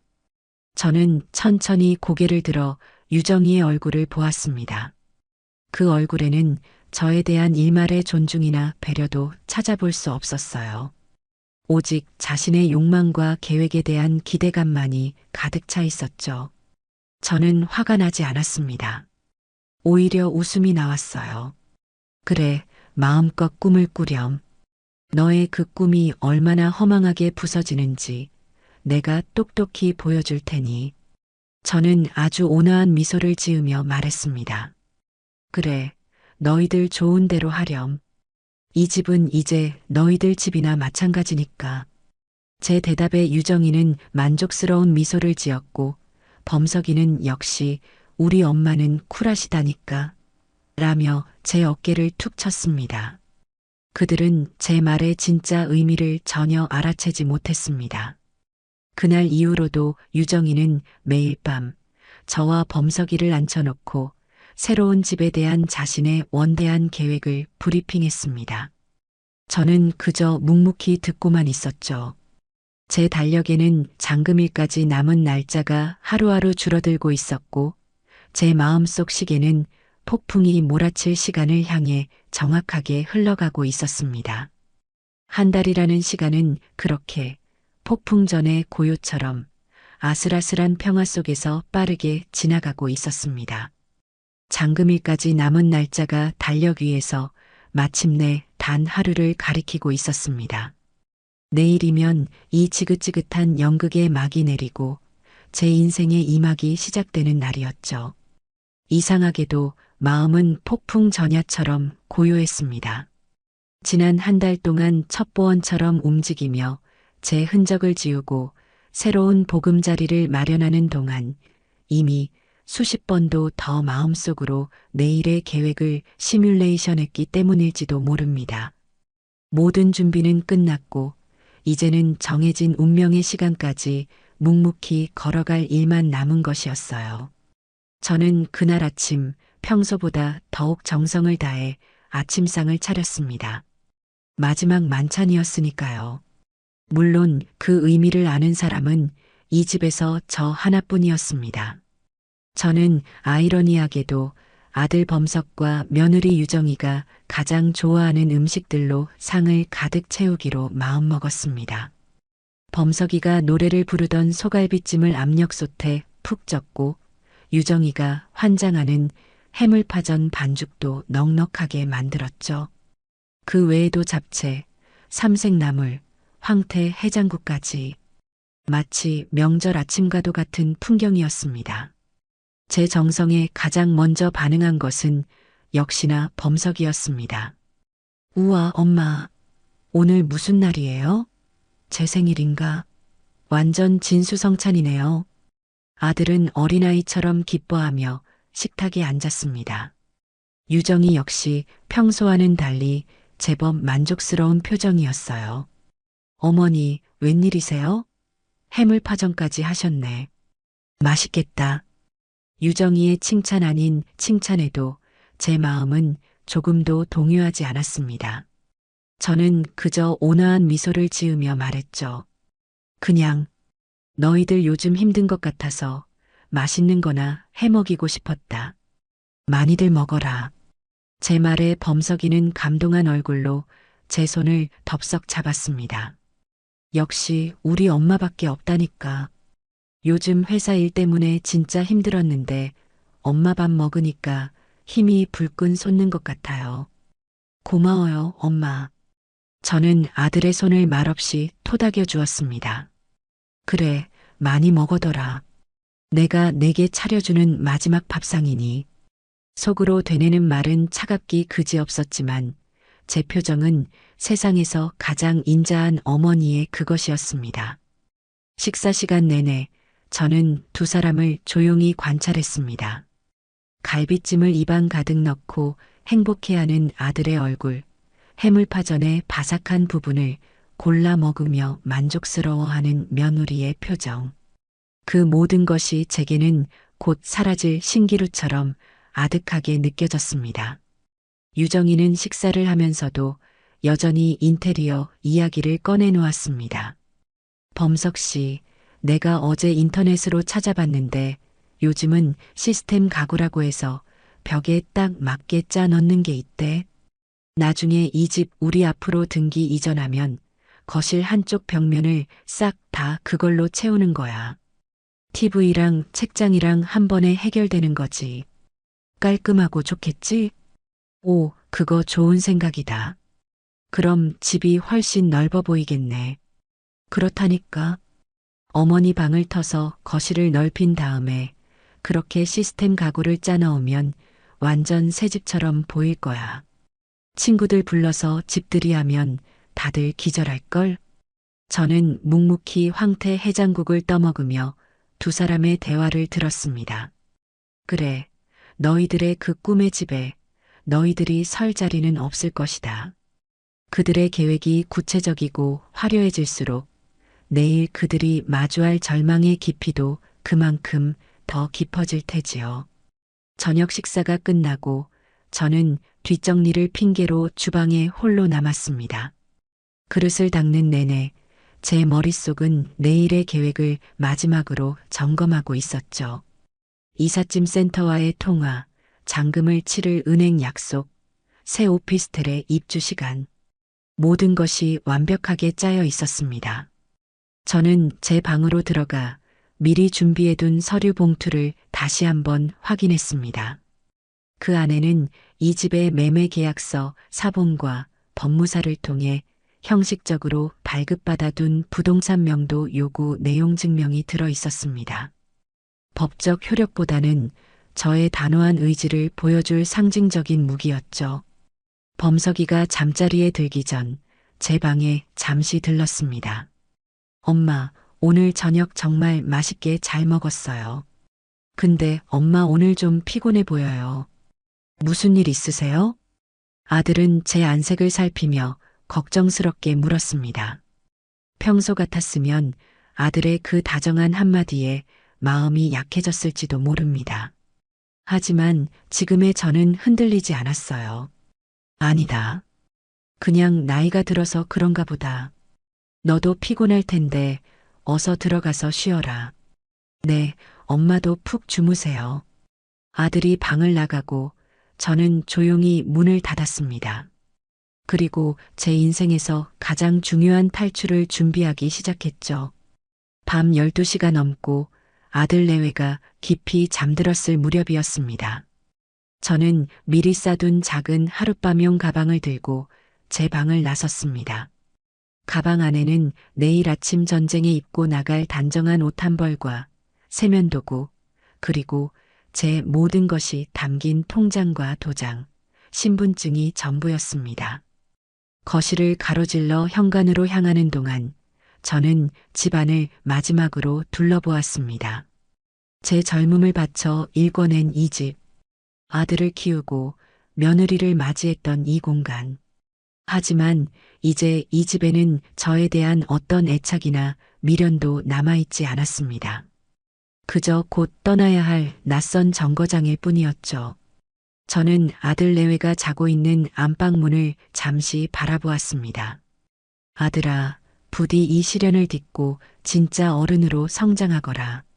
그것이 어미로서 제가 해줄 수 있는 마지막 기도였습니다. 현관문 손잡이를 잡고 아주 천천히 소리가 나지 않게 문을 열었습니다. 그리고 집 밖으로 몸을 빼낸 뒤 다시 조용히 문을 닫았어요. 철컥하고 디지털 도어록이 잠기는 소리가 제 과거와의 완전한 단절을 알리는 신호탄처럼 들렸습니다. 저는 미리 예약해둔 집 근처의 비즈니스 호텔로 향했습니다. 프런트에서 체크인을 하고 배정받은 9층 객실로 올라갔어요. 카드를 대자 문이 열리고 정갈하게 정돈된 방이 저를 맞았습니다.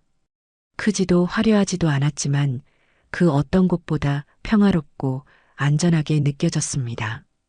저는 가방에서 내일 입을 옷을 꺼내 옷걸이에 반듯하게 걸어두었습니다. 짙은 남색의 정장 재킷과 바지. 마치 중요한 계약을 앞둔 사업가처럼 혹은 전쟁에 나서는 장수처럼 저 스스로에게 힘을 불어넣기 위한 의식이었습니다.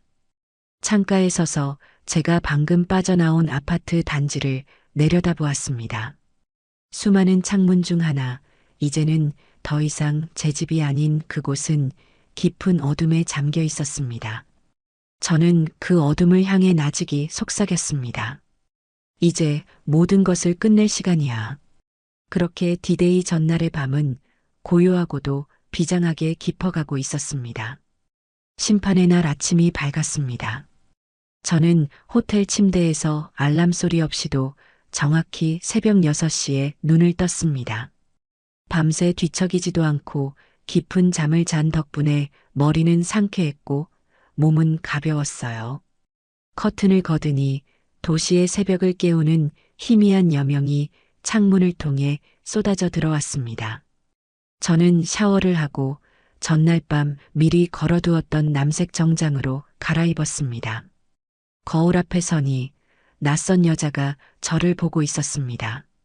늘 부엌에서 음식 냄새에 절어있던 희생과 체념에 길들여져 있던 늙은 여자가 아니었어요. 차갑고 단단한 결심으로 다져진 이제 막 자신의 인생을 되찾으려는 한 명의 독립된 인간, 신명숙이 서 있었습니다. 호텔 조식을 신청하지 않은 저는 1층에 있는 카페에서 샌드위치와 따뜻한 아메리카노로 아침을 해결했습니다. 쓴 커피가 목을 타고 넘어가는 순간 오히려 정신이 번쩍 드는 기분이었습니다. 식사를 마친 저는 휴대폰을 들어 이삿짐 센터 팀장에게 전화를 걸었습니다. 팀장님, 신명숙입니다. 약속대로 오늘 아침 9시 정각에 주소지로 와주시면 됩니다. 도착하시면 초인종을 눌러주세요. 네, 사모님. 걱정 마십시오. 시간 맞춰가겠습니다. 든든한 대답을 듣고 나니 마지막 남은 한 조각의 불안감마저 사라졌습니다. 이제 모든 배우는 제자리에 섰고 무대에 막이 오르기만을 기다리고 있었죠. 같은 시각 아파트에서는 여느 때와 같은 아침이 펼쳐지고 있었을 겁니다. 제가 없으니 아침밥은 당연히 없었을 테고 범석이는 허둥지둥 출근 준비를, 유정이는 늦잠을 자다 일어나 퉁명스럽게 남편을 닥달하고 있었겠죠. 상상만으로도 입가에 쓴웃음이 지어졌습니다. 저는 8시 50분쯤 호텔에서 나와 천천히 아파트 단지로 걸어갔습니다. 단지 입구에 이르렀을 때 약속이라도 한 듯 커다란 이삿짐 센터 트럭이 제 옆으로 멈춰 섰습니다. 팀장이 차에서 내려 제게 깍듯하게 인사를 했습니다.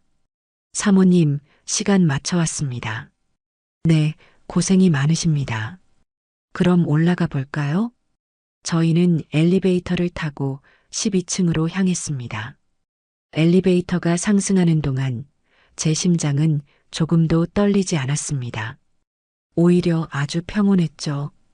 12층에 도착하고 익숙한 현관문 앞에 섰습니다. 저는 팀장에게 눈짓을 보냈습니다. 팀장은 고개를 끄덕이고는 초인종을 눌렀습니다. 딩동하는 소리가 고요한 복도에 울려 퍼졌습니다. 한참 뒤에야 인터폰 너머로 짜증이 가득한 유정이의 목소리가 들려왔습니다. 누구세요? 이삿짐 센터에서 왔습니다. 팀장이 셔츠에 달린 소형 마이크에 대고 말했습니다. 잠시 침묵이 흘렀고 곧이어 문이 벌컥 열렸습니다. 잠옷바람에 머리는 까치집을 한 유정이가 신경질적인 표정으로 서 있었어요. 잘못 찾아오셨어요. 저희 집 이사 안 가요. 유정이가 막 문을 닫으려던 그 순간 제가 팀장의 어깨 너머로 모습을 드러냈습니다. 아니, 제대로 찾아온 거 맞다. 제 모습을 본 유정이의 눈이 동그래졌습니다. 놀라움과 당황, 그리고 의심이 뒤섞인 복잡한 표정이었죠. 어머니, 어디 갔다 이제 오세요? 그리고 이 사람들은 누구예요? 저는 유정이를 지나쳐 집 안으로 성큼성큼 걸어 들어갔습니다. 마침 안방에서 넥타이를 매던 범석이가 거실로 나오다 저와 이삿짐 센터 직원들을 보고는 멍한 표정을 지었습니다. 엄마, 이게 다 무슨 일이야? 이분들은 누구시고? 저는 거실 한가운데에 우뚝 서서 아들과 며느리를 차례로 둘러보았습니다. 그리고 제 인생에서 가장 차갑고도 단호한 목소리로 그들에게 사형 선고를 내렸습니다. 오늘이 이사날이다. 제 말에 두 사람은 잠시 의미를 이해하지 못하는 듯 했습니다. 유정이가 코웃음을 치며 말했죠. 어머니, 밤새 어디서 안 좋은 술이라도 드셨어요? 이사는 무슨 이사예요? 이 집 오늘 팔렸다. 너희들이 이 집에서 살 수 있는 시간은 오늘 아침까지야. 저는 품에서 매매 계약서 사본을 꺼내 거실 테이블 위에 던졌습니다. 범석이가 떨리는 손으로 그 서류를 집어들었습니다. 계약서에 찍힌 제 이름과 도장, 그리고 매매 금액과 잔금일을 확인한 아들의 얼굴이 하얗게 질려갔습니다. 엄마, 이게 무슨... 말도 안 돼. 우리한테 말 한마디 없이 어떻게... 범석이가 말을 잇지 못하고 더듬거리는 사이 상황을 파악한 유정이가 비명에 가까운 소리를 질렀습니다. 어머니, 지금 제정신이세요? 미치셨어요? 여기가 어디라고 함부로 팔아요. 이 집은 우리 집이기도 하잖아요.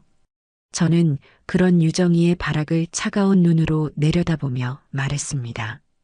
착각하지 마라. 이 집은 처음부터 끝까지 내 이름, 신명숙의 이름으로 된 내 집이다. 너희는 그저 내 집에 잠시 얹혀 살았을 뿐이야. 그리고 저는 이삿짐 센터 팀장에게 고갯짓을 했습니다. 팀장님, 이제 시작하시죠. 이 집에 있는 모든 물건 하나도 빠짐없이 전부 밖으로 빼주십시오. 팀장은 제 말에 망설임 없이 직원들에게 손짓을 했습니다. 자, 거실 큰 가구부터 시작합시다. 우렁찬 목소리와 함께 건장한 남자들이 일사불란하게 움직이기 시작했습니다. 그들은 가장 먼저 소파를 번쩍 들어 올렸어요. 유정이가 앉아있던 바로 그 소파였습니다. 안 돼. 만지지 마. 이거 다 우리 거야. 유정이는 소파를 붙잡고 악을 썼지만 직원들은 아랑곳하지 않고 소파를 현관 밖으로 옮겼습니다. 범석이는 망연자실한 표정으로 제 앞에 와서 무릎을 꿇었습니다. 엄마, 제발, 내가 잘못했어. 내가 다 잘못했으니까 제발 멈춰줘. 응? 우리더러 정말 길바닥에 나 앉으라는 거야, 엄마. 아들이 눈물을 뚝뚝 흘리며 애원했지만 제 마음은 이미 돌처럼 굳어 있었습니다. 일어나라. 너가 빌어야 할 사람은 내가 아니다. 너는 너의 그 무능함과 어리석음에 빌어야지. 그리고 길바닥에 나앉기 싫으면 지금부터라도 정신 차리고 너희들 짐 챙겨. 30분 주마. 그 안에 챙기지 않는 짐은 전부 폐기물로 처리할 테니. 제 냉혹한 선언에 집안은 그야말로 아수라장이 되었습니다. 유정이는 울고불고 소리를 지르다 이내 자신의 방으로 뛰어들어가 값비싼 명품 가방과 옷가지를 챙기기 시작했습니다. 범석이는 한참을 망연자실하게 앉아 있다가 이내 현실을 깨닫고는 덩달아 허둥지둥 짐을 챙기기 시작했죠. 그 와중에도 이삿짐 센터 직원들은 묵묵히 자신들의 일을 수행했습니다. TV가 내려지고 냉장고가 옮겨지고 침대가 분해되었습니다. 두 사람이 지난 2년간 채워왔던 공간이 불과 몇십 분 만에 텅 비어갔습니다. 창밖을 보니 새로운 주인의 이삿짐 트럭이 아파트 단지 안으로 들어서는 것이 보였습니다. 모든 것이 제 계획대로 완벽하게 돌아가고 있었죠. 저는 그 아수라장을 뒤로하고 제 가방을 챙겨 들었습니다. 나는 은행에 가서 잔금 치르고 등기 이전 마무리하고 오겠다. 그때까지 이 집에서 너희들 흔적 깨끗하게 지워놓도록 해. 그 말을 마지막으로 저는 텅 비어가는 집을 나섰습니다. 등 뒤로 유정이의 저주 섞인 울음소리와 범석이의 절망적인 흐느낌이 들려왔지만 저는 단 한 번도 뒤돌아보지 않았습니다. 심판은 이제 막 끝났을 뿐이었습니다. 아수라장이 된 집을 빠져나와 1층으로 내려오니 대박부동산의 박 대표가 저를 기다리고 있었습니다. 그는 엉망이 된 제 몰골 대신 단단한 제 눈빛을 보며 짧게 고개를 끄덕였습니다. 준비되셨습니까, 선생님? 네. 갑시다. 저희는 박 대표의 차를 타고 은행으로 향했습니다. 차창 밖으로 빠르게 지나가는 풍경을 보며 저는 조금 전 집안에서 벌어졌던 일들을 필름처럼 되감아 보았습니다. 유정이의 비명, 범석이의 눈물. 하지만 제 마음속에는 그 어떤 죄책감이나 동정심도 일어나지 않았어요. 그저 오랫동안 앓던 일을 뽑아낸 듯한 시원함과 후련함만이 가득했습니다. 이것은 복수가 아니었습니다. 잘못된 것을 바로잡는 정의의 실현이었죠. 은행 VIP 라운지에는 매수자인 젊은 부부가 먼저 와서 기다리고 있었습니다. 그들은 저희를 보자 자리에서 일어나 깍듯하게 인사를 했습니다. 안녕하세요, 사모님. 네, 안녕하세요. 오래 기다리셨죠? 그들의 선량한 눈을 보니 이 집이 좋은 주인을 만나게 되었다는 생각에 마음이 놓였습니다. 잠시 후 법무사까지 도착하고 잔금 처리와 등기 이전을 위한 서류 작업이 시작되었습니다. 법무사가 내미는 서류들에 기계적으로 도장을 찍고 신분증을 제출하는 과정은 생각보다 훨씬 건조하고 사무적이었습니다. 제가 지금 제 인생을 뒤바꾸는 거대한 일을 치르고 있다는 사실이 실감 나지 않을 정도였죠. 모든 서류 준비가 끝나고 마침내 잔금을 제 계좌로 이체하는 순간이 왔습니다. 젊은 부부의 남편이 은행 창구에서 거액의 돈을 송금하고 잠시 뒤 제 휴대폰이 띠링하고 울렸습니다. 은행 앱에서 온 알림이었습니다. 저는 떨리는 손으로 앱을 열어 제 계좌를 확인했습니다. 5억 9천만 원. 계약금을 제외한 나머지 잔금이 제 통장에 선명하게 찍혀 있었습니다. 그 숫자를 확인하는 순간 저는 저도 모르게 깊은 숨을 내쉬었습니다. 온몸의 긴장이 풀리면서 다리가 후들거리는 것 같았어요. 이제 정말로 모든 것이 끝난 겁니다. 이 집은 더 이상 제 것이 아니었고 대신 제 손에는 제 남은 인생을 지켜줄 든든한 실탄이 쥐어졌습니다. 모든 절차를 마치고 은행을 나오며 박 대표가 제게 손을 내밀었습니다. 고생하셨습니다, 신 선생님. 제가 이 일을 하면서 선생님처럼 강단 있는 분은 처음 뵙습니다. 앞으로는 부디 선생님 자신만을 위한 행복한 인생을 사십시오. 저는 그의 손을 마주 잡으며 희미하게 웃었습니다. 감사합니다, 박 대표님. 대표님 아니었으면 이렇게 해내지 못했을 겁니다. 박 대표는 저를 근처 지하철역에 내려주었습니다. 저는 그의 차가 떠나는 것을 보고 곧장 택시를 잡아탔습니다. 그리고 기사님에게 제가 살던 아파트의 주소를 말했습니다. 마지막 풍경을 제 눈에 담고 싶었기 때문입니다. 택시는 아파트 단지 모퉁이에 섰습니다. 저는 차 안에서 제가 살던 집 창문을 올려다보았습니다. 이삿짐 센터 직원들은 마지막 남은 짐들을 트럭에 싣고 있었고 새 주인의 가구들이 크레인을 통해 집 안으로 올라가고 있었습니다. 그리고 아파트 앞 화단 벤치에는 아들 범석과 며느리 유정이가 넋이 나간 채 앉아 있었습니다. 그들 옆에는 미처 챙기지 못한 옷가지와 잡동사니가 담긴 박스 몇 개가 초라하게 놓여 있었죠. 유정이는 누군가와 악을 쓰며 통화를 하고 있었고 범석이는 두 손에 얼굴을 묻은 채 고개를 숙이고 있었습니다. 한때는 번듯한 직장에 다니는 아들이었고 부잣집 딸이라던 며느리였습니다. 하지만 지금 그들의 모습은 영락없는 길거리의 난민이었습니다. 저는 그 모습을 가만히, 아주 가만히 지켜보았습니다. 마음속에서 동정심 대신 차가운 목소리가 울려 퍼졌습니다. 저것이 바로 너희들이 자초한 현실이다. 기사님, 이제 가주세요. 저는 더 이상 미련 없이 고개를 돌렸습니다. 그들의 비참한 마지막 모습을 제 기억 속에 저장한 것만으로도 충분했습니다. 택시가 출발하자마자 제 휴대폰이 미친 듯이 울리기 시작했습니다. 발신자는 내 아들 범석이었습니다. 받지 않자 곧이어 문자 메시지가 쏟아져 들어왔습니다. 엄마, 제발 전화 좀 받으세요. 엄마, 우리가 다 잘못했어요. 엄마. 저는 차분하게, 아주 침착하게 통화 버튼 옆에 있는 차단 버튼을 눌렀습니다. 이 발신자를 차단하겠습니까? 라는 문구에 저는 망설임 없이 확인을 눌렀습니다. 곧이어 유정이에게서도 전화가 걸려왔습니다. 저는 똑같은 방식으로 유정이의 번호도 차단 목록에 추가했습니다. 저주에 가까운 욕설이 담긴 문자 메시지가 마지막으로 도착했지만 저는 읽어보지도 않고 삭제해버렸습니다.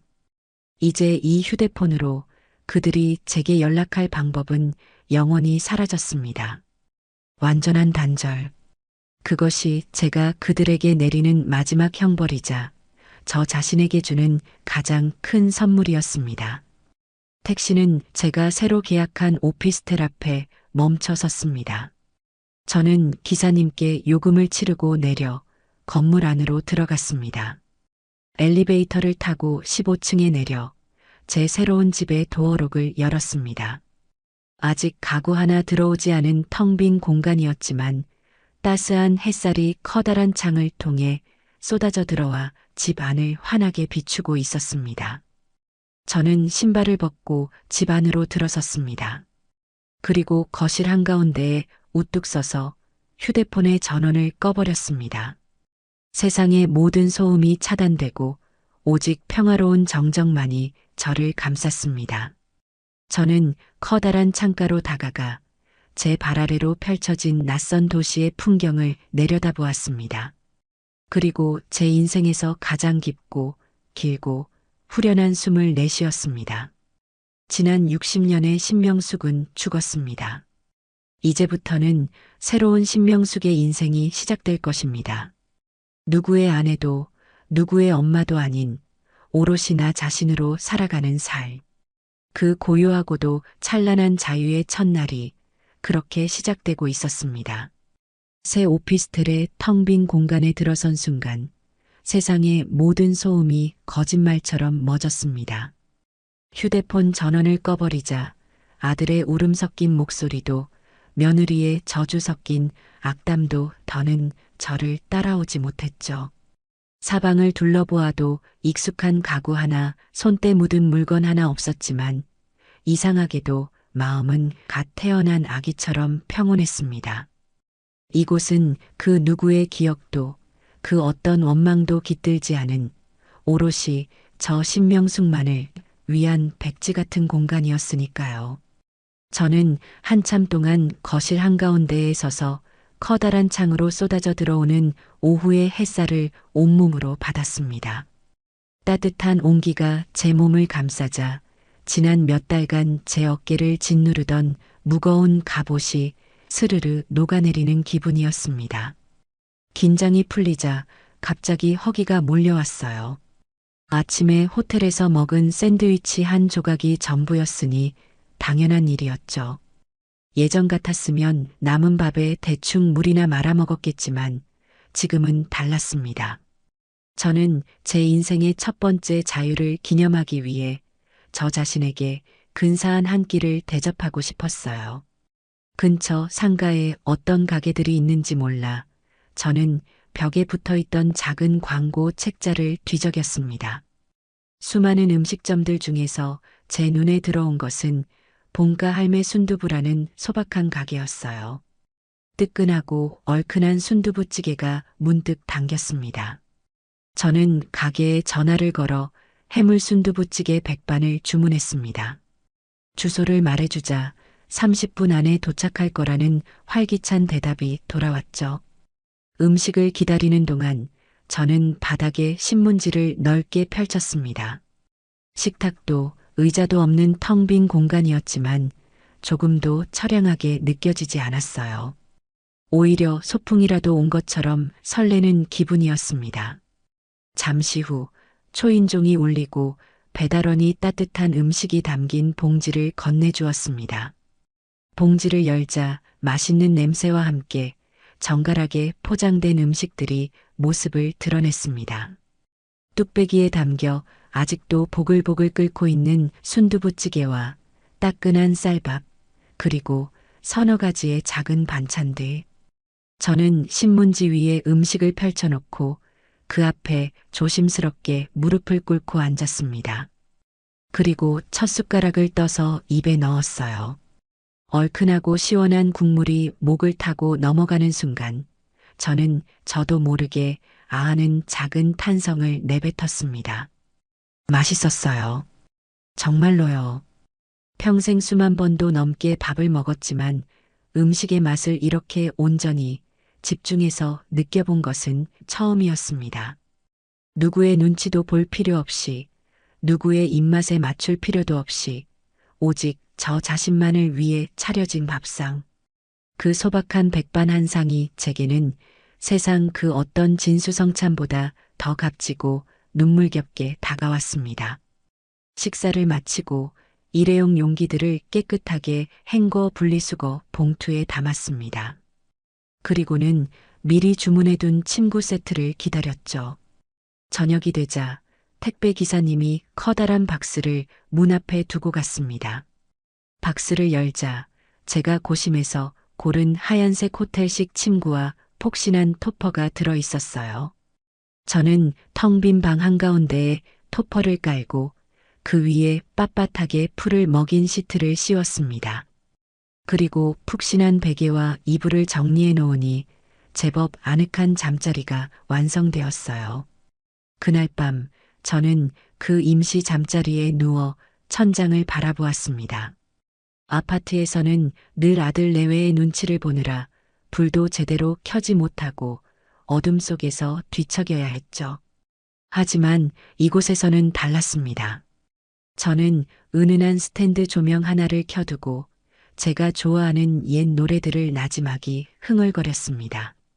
누구의 방해도 받지 않는 완벽한 고요 속에서 저는 수십 년 만에 처음으로 깊고 평화로운 잠에 빠져들었습니다. 악몽도 불안감도 없는 꿀 같은 단잠이었어요. 다음 날 저는 새로운 삶을 위한 구체적인 계획을 실행하기 위해 집을 나섰습니다. 제 첫 번째 목적지는 가구점이나 백화점이 아니었어요. 바로 은행이었습니다. 어제 잔금을 받았던 그 은행이 아닌 제가 사는 동네에서 가장 큰 은행의 프라이빗 뱅킹 센터였죠. 저는 그곳에 가서 제2의 인생을 위한 재무 설계를 받고 싶었습니다. 두꺼운 유리문을 밀고 안으로 들어가자 고급스러운 인테리어와 조용한 분위기가 저를 맞았습니다. 입구에 있던 직원이 제게 다가와 용무를 물었어요. 어떻게 오셨습니까, 고객님? 재무 상담을 좀 받고 싶어서 왔습니다. 제 말에 직원은 잠시 저를 위아래로 훑어보는 듯 했습니다. 허름한 제 차림새를 보고 무시하는 건가 싶어 기분이 상하려던 찰나 저는 당당하게 말했습니다. 어제 아파트를 팔아서 현금 자산이 좀 있습니다. 이 돈을 어떻게 관리해야 할지 전문가와 상담하고 싶군요. 현금 자산이라는 말에 직원의 태도가 눈에 띄게 공손해졌습니다. 그녀는 저를 안쪽의 조용한 상담실로 안내했고 잠시 후 훈훈한 인상의 젊은 남자 직원이 명함을 내밀며 제 앞에 앉았습니다. 안녕하십니까, 고객님. 자산 관리를 맡고 있는 김민준 과장이라고 합니다.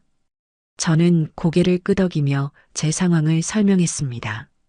남편과 사별한 후 평생 모은 돈과 유산으로 마련한 집을 최근에 처분했고 이 돈으로 남은 노후를 안정적으로 보내고 싶다고요. 아들 이야기는 한마디도 꺼내지 않았습니다. 그들은 더 이상 제 인생의 변수가 아니었으니까요. 김민준 과장은 제 이야기를 진지하게 경청하고는 제 투자 성향과 목표에 대해 여러 가지를 물었습니다. 저는 제가 원하는 바를 명확하고 논리적으로 설명했어요. 저는 위험한 투자는 원하지 않습니다. 원금이 최대한 보장되는 안정적인 상품을 원해요. 그리고 전체 자금을 3개의 통장으로 나누고 싶습니다. 첫째는 제 생활비와 공과금 등이 나갈 생활비 통장, 둘째는 갑작스러운 병원비나 경조사비에 대비할 수 있는 비상금 통장, 그리고 셋째는 제가 여행을 가거나 무언가를 배우는 등 오직 저 자신을 위해 쓸 수 있는 행복 통장입니다. 이 3개의 목적에 맞게 자금을 체계적으로 배분하고 관리해 주세요.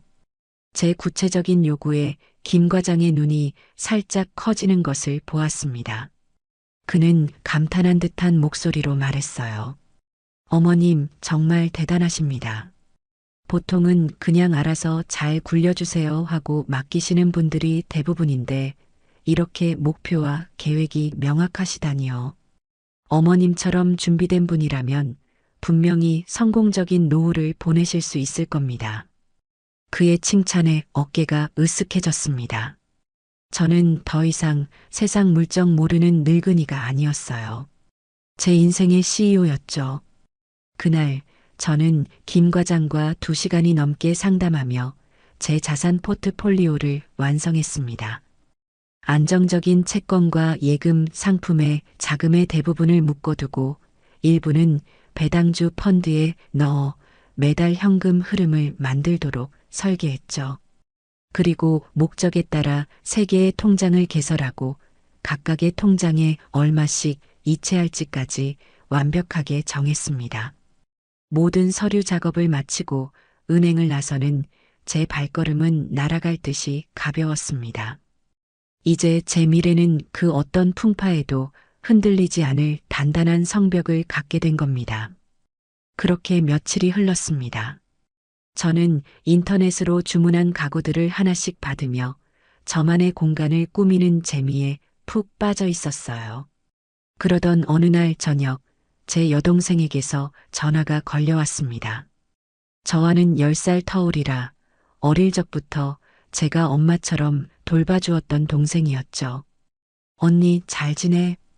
그럼 잘 지내지. 너는? 제부랑 애들은 다 건강하고?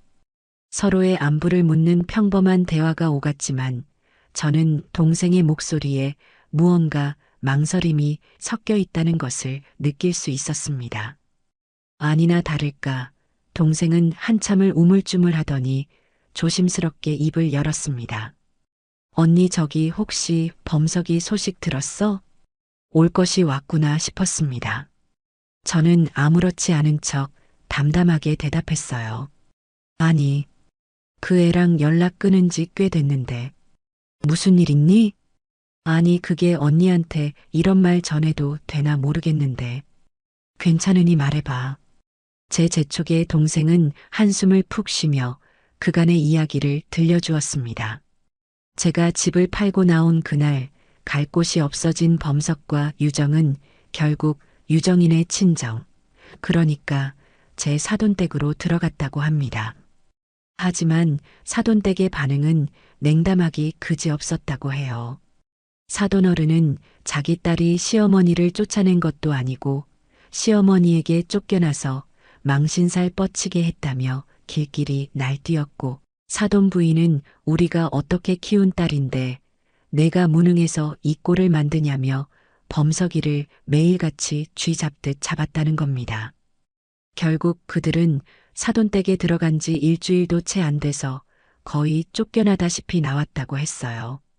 그리고 지금은 보증금 500만 원짜리 햇볕도 잘 들지 않는 반지하 월세방을 구해 지내고 있다고 했습니다.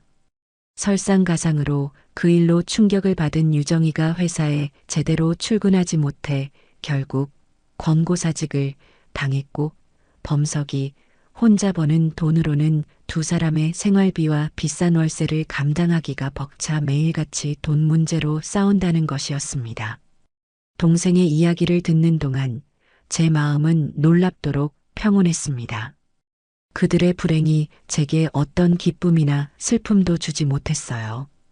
그저 멀리 다른 나라에서 일어난 나와는 상관없는 사건처럼 들릴 뿐이었습니다.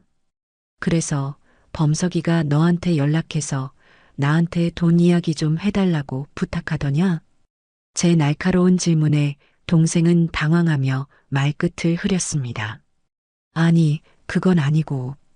그냥 혹시 언니가 너무 마음 아파할까봐. 그래도 하나뿐인 아들인데. 됐다. 그런 걱정은 하지 마라. 그 애들도 이제 20이 넘은 어른이다.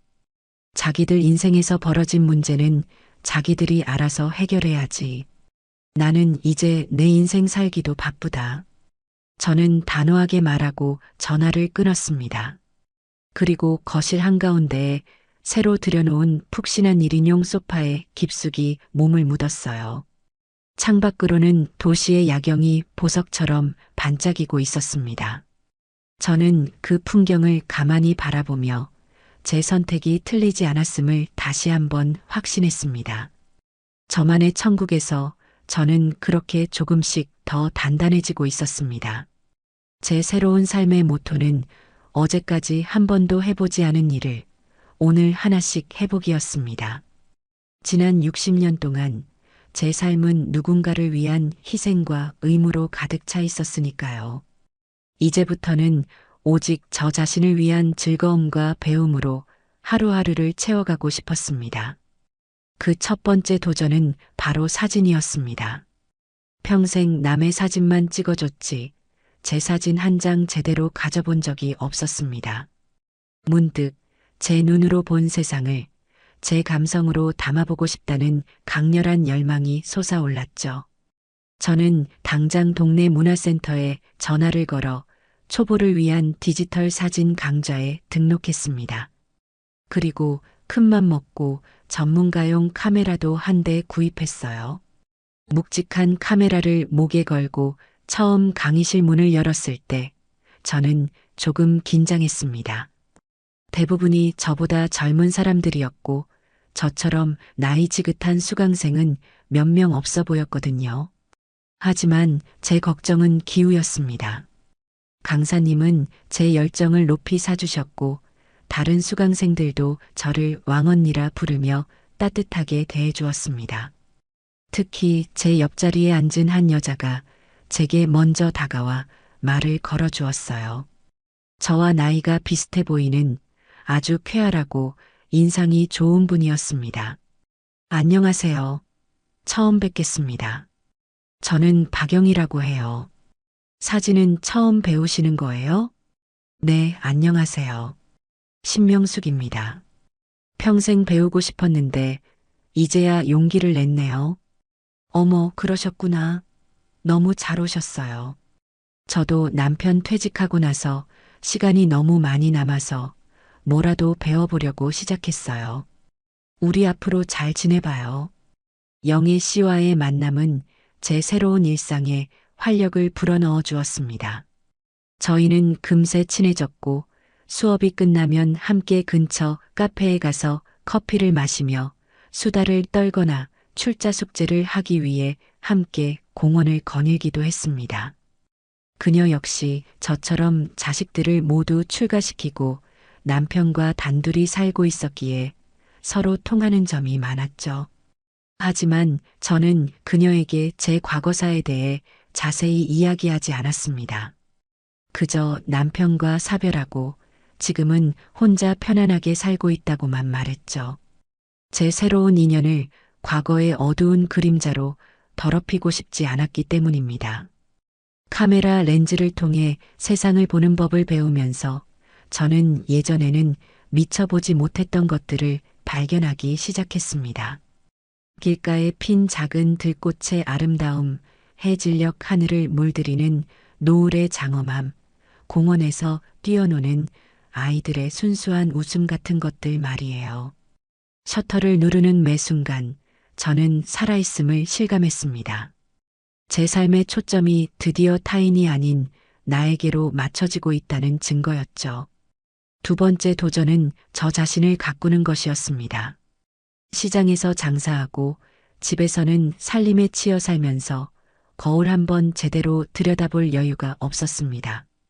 늘 질끈 묶은 머리, 몸빼 바지에 낡은 티셔츠가 제 교복이었죠. 저는 어느 날 큰맘 먹고 동네에서 가장 세련돼 보이는 미용실에 들어갔습니다. 어서 오세요, 고객님. 어떻게 해드릴까요? 젊은 원장님의 질문에 저는 잠시 망설이다가 말했습니다. 그냥 저한테 어울리는 스타일로 최대한 젊고 세련되게 바꿔주세요. 원장님은 제 머리를 이리저리 살펴보고는 과감하게 커트를 제안했습니다. 그리고 약간의 갈색으로 염색을 하고 볼륨을 살리는 펌을 하는 게 좋겠다고 했죠. 2시간 뒤 거울 속에 비친 제 모습은 제가 보기에도 무척 낯설었습니다. 촌스럽던 단발머리는 우아한 커트 머리로 변해 있었고 칙칙하던 얼굴은 한결 화사해 보였어요. 어머, 고객님, 너무 잘 어울리세요. 10년은 젊어 보이시는데요? 원장님의 칭찬에 저는 어색하게 웃으며 고개를 끄덕였습니다. 미용실을 나와 쇼윈도에 비친 제 모습을 보는데 기분이 정말 묘했어요. 마치 새로운 옷을 갈아입은 것처럼 제 마음까지 산뜻해지는 기분이었습니다. 그날 저는 백화점에 가서 제게 어울리는 옷도 몇 벌 샀습니다. 더 이상 누구의 엄마, 누구의 시어머니가 아닌 신명숙이라는 한 명의 여성을 위한 옷이었죠. 그리고 마침내 저는 제 인생 최대의 도전을 감행하기로 했습니다. 바로 나 홀로 여행이었습니다. 저는 평생 제주도 한번 가보지 못했어요. 텔레비전에 나오는 푸른 바다와 아름다운 풍경을 보며 언젠가 한번 가보고 싶다는 생각만 막연하게 품고 있었죠. 행복 통장에 쌓인 돈은 바로 이때를 위한 것이었습니다. 저는 인터넷을 뒤져가며 비행기 표와 호텔을 예약했습니다. 모든 것을 제 손으로 직접 준비하는 과정은 조금 복잡했지만 그만큼 설레고 뿌듯했어요. 제주공항에 도착해 렌터카를 빌려 해안도로를 달리던 그 순간을 저는 평생 잊지 못할 겁니다. 차창을 열자 짭조름한 바다 내음이 실린 시원한 바람이 제 얼굴을 스쳤습니다. 라디오에서는 경쾌한 음악이 흘러나왔고 제 옆자리에는 아무도 없었죠. 그 완벽한 자유로움에 저는 저도 모르게 큰 소리로 노래를 따라 불렀습니다. 눈물이 찔끔 났지만 슬프지 않았어요. 너무나도 벅차고 행복해서 흐르는 눈물이었습니다. 저는 3박 4일 동안 제주의 이곳저곳을 자유롭게 누볐습니다. 아름다운 해변에 앉아 하염없이 바다를 바라보기도 하고 오름에 올라 숨막히는 풍경을 카메라에 담기도 했죠. 맛집을 찾아다니며 혼자만의 만찬을 즐기는 것도 빼놓을 수 없는 즐거움이었습니다. 누구의 입맛도 시간도 신경 쓸 필요 없이 오직 제가 원하는 것을 제가 원하는 때에 할 수 있다는 것이 얼마나 큰 축복인지를 깨달았습니다. 여행 마지막 날 저는 우도에서 가장 아름답다는 서빈백사 해변에 앉아 있었습니다. 하얀 산호초가 부서져 만들어진 눈부신 백사장을 보며 저는 문득 제 자신을 돌아보게 되었습니다. 제 삶도 어쩌면 이 산호초와 같았을지 모릅니다. 수많은 풍파에 부서지고 깎여나가며 고통스러운 시간을 견뎌냈지만 결국에는 그 모든 상처가 모여 눈부시게 빛나는 지금의 저를 만들어낸 것이라고요. 여행에서 돌아온 후 저는 제 삶에 새로운 루틴을 만들었습니다. 매일 아침 공원을 산책하며 사진을 찍고 일주일에 2번은 요가 수업에 가서 몸과 마음의 균형을 다스렸습니다. 병원에 가서 정기적으로 건강검진을 받는 것도 잊지 않았죠. 의사 선생님은 제게 스트레스성 위염과 고혈압 수치가 몰라보게 좋아졌다며 무슨 좋은 일이라도 있냐고 물었습니다. 저는 그저 웃으며 네, 아주 좋은 일이 많습니다. 하고 대답했습니다. 어느 날 아침 요가를 마치고 집으로 돌아와 거울 앞에 섰습니다. 거울 속에는 혈색이 좋고 눈빛에 생기가 넘치는 여자가 서 있었습니다. 예전처럼 피곤과 체념에 절어 있던 모습은 어디에도 찾아볼 수 없었죠. 저는 거울 속의 저를 향해 아주 오랜만에 진심으로 환하게 웃어 보였습니다. 비로소 저는 제 자신을 사랑하는 법을 배우기 시작한 겁니다. 제 몸과 마음의 건강을 되찾는 것, 그것이야말로 제가 저에게 해줄 수 있는 최고의 효도였습니다. 시간은 쏜살같이 흘러 제가 그 지옥 같던 집을 나온 지도 어느덧 반년이 훌쩍 지나고 있었습니다. 제 삶은 안정적인 궤도에 올랐고 매일이 평화롭고 충만했죠. 사진 강좌에서 만난 영희 씨와는 이제 둘도 없는 단짝이 되어 함께 전시회를 준비하기도 하고 주말이면 교회로 드라이브를 가거나 맛있는 음식을 먹으러 다니는 것이 새로운 일상이 되었습니다. 아들과 며느리에 대한 기억은 이제 희미한 예질처럼 아득하게만 느껴졌어요. 그러던 어느 평온한 오후였습니다. 모르는 번호로 전화가 한 통 걸려왔습니다. 보통은 스팸 전화려니 하고 받지 않았겠지만 그날은 왠지 모르게 불길한 예감이 들어 통화 버튼을 눌렀습니다. 여보세요? 수화기 너머에서는 한참 동안 아무런 말이 없었습니다. 그러다 아주 작고 기어들어가는 듯한 목소리가 들려왔어요. 제가 평생 잊을 수 없는 하지만 지금은 너무나도 낯설게 변해버린 목소리였습니다. 어머니, 유정이었습니다. 온몸의 신경이 바늘처럼 곤두서는 기분이었습니다. 이 번호는 어떻게 알았을까? 제 동생이나 다른 친척을 닥달한 것이 분명했습니다. 저는 아무 대답도 하지 않았습니다. 그러자 유정이가 다급하게 말을 이어갔습니다. 어머니, 저 유정이에요. 제발 전화 끊지 마시고 제 이야기 한 번만 들어주세요. 부탁이에요. 예전에 그 거만하고 당당하던 말투는 온데간데 없었습니다. 비굴하고 절박한 목소리였죠. 저는 여전히 침묵을 지켰습니다. 제가 어떤 반응도 보이지 않자 유정이는 울음을 터뜨리며 본론을 꺼내기 시작했습니다. 어머니, 저희 아버지께서 많이 편찮으세요. 갑자기 사업이 힘들어져서 쓰러지셨는데 병원에서는 빨리 큰 수술을 해야 한다고 해요. 그런데 저희 집에 지금 돈이 하나도 없어요. 집도 다 넘어가고 어머니, 제가 정말 죽을 죄를 지은 거 알아요. 1000번 만번 빌어도 시원찮다는 거 알아요. 하지만 제발 저희 좀 도와주세요. 아버지 수술비만이라도 어떻게 안 될까요? 이 은혜는 평생 잊지 않을게요. 네. 유정이는 말을 하면서도 계속해서 끄끄거리며 울었습니다. 하지만 그 눈물은 제 마음에 그 어떤 파문도 일으키지 못했어요. 저는 차가운 머리로 생각했습니다. 한때는 잘 나간다고 자랑하던 친정이 하루아침에 망하고 아버지가 쓰러졌다. 그래서 돈이 필요하다. 결국은 돈 이야기였습니다. 저는 아주 오랫동안 침묵하다가 낮고 조용한 목소리로 입을 열었습니다. 제 목소리는 조금도 떨리지 않았어요. 유정아. 제 목소리에 유정이는 잠시 울음을 그치고 제 다음 말을 기다리는 듯 했습니다. 작년에 너희 어머니 생신이었지?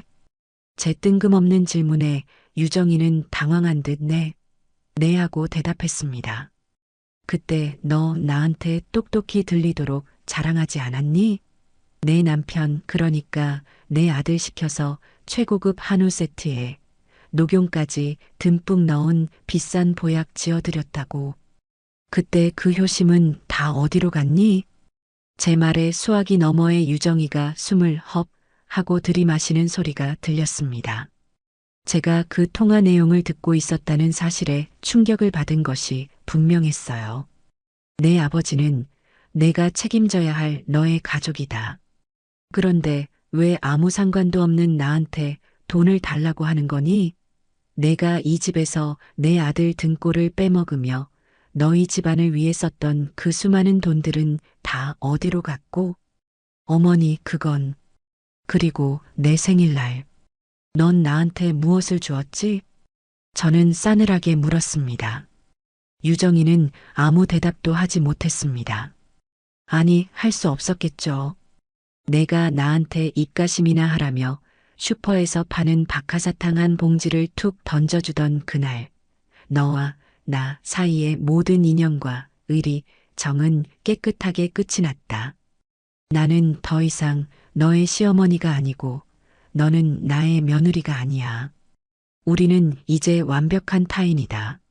알아듣겠니? 제 말 한마디 한마디는 얼음 송곳이 되어 유정이의 심장에 박혔을 겁니다. 저는 마지막으로 가장 잔인한 한마디를 덧붙였습니다. 다시는 죽을 때까지 내 앞에 나타나지도 말고 연락하지도 마라. 네 아버지 수술비는 너가 예전에 사뒀던 그 명품 가방들이나 팔아서 마련하든지 나와는 상관없는 일이다. 저는 그 말을 끝으로 유정이가 무어라 대답할 틈도 주지 않고 전화를 끊어버렸습니다. 그리고 곧바로 그 번호를 차단 목록에 추가했죠. 심장이 조금 빠르게 뛰었지만 후회는 없었습니다. 오히려 골마 터진 상처에 마지막 남은 고름을 짜낸 것처럼 속이 시원해졌어요. 그 전화가 제 평화로운 일상에 잠시 파문을 일으키긴 했지만 저는 금방 평정을 되찾았습니다. 그들의 불행에 제 감정을 소모하는 것만큼 어리석은 일은 없었으니까요. 저는 잠시 소파에 앉아 마음을 가다듬은 뒤 다시 제 일에 집중했습니다. 마침 며칠 뒤에 있을 사진반 첫 번째 회원전을 준비해야 했거든요. 저는 이번 전시회에 제주도에서 찍었던 사진 한 점을 출품하기로 했습니다. 우도 앞바다에서 찍은 힘차게 떠오르던 일출 사진이었죠. 저는 그 사진을 가장 크고 좋은 액자에 넣어달라고 주문했습니다. 사진 속의 태양은 마치 모든 어둠을 삼키고 새로운 세상을 열어젖히는 제 자신의 모습과도 같아 보였거든요. 며칠 뒤 영희 씨와 함께 점심을 먹었습니다. 그녀는 제 얼굴을 보더니 무슨 좋은 일이 있냐고 물었습니다. 명숙 씨, 오늘따라 얼굴이 더 환해 보이네. 좋은 일 있어? 저는 웃으며 대답했습니다. 네, 영희 씨. 아주 오랫동안 나를 괴롭히던 악몽을 마침내 내 손으로 끝장냈거든요. 제 말의 의미를 그녀는 알 수 없었겠지만 저는 진심이었습니다. 그날 이후 제 삶은 더욱 단단하고 자유로워졌습니다. 그들의 불행이 나의 행복의 조건이 되어서는 안 되지만 그들이 뿌린 씨앗을 그들이 거두는 것까지 제가 막아줄 이유는 없었으니까요. 저는 저의 길을 묵묵히 그리고 당당하게 걸어갈 것입니다. 저 멀리 떠오르는 태양을 향해서요.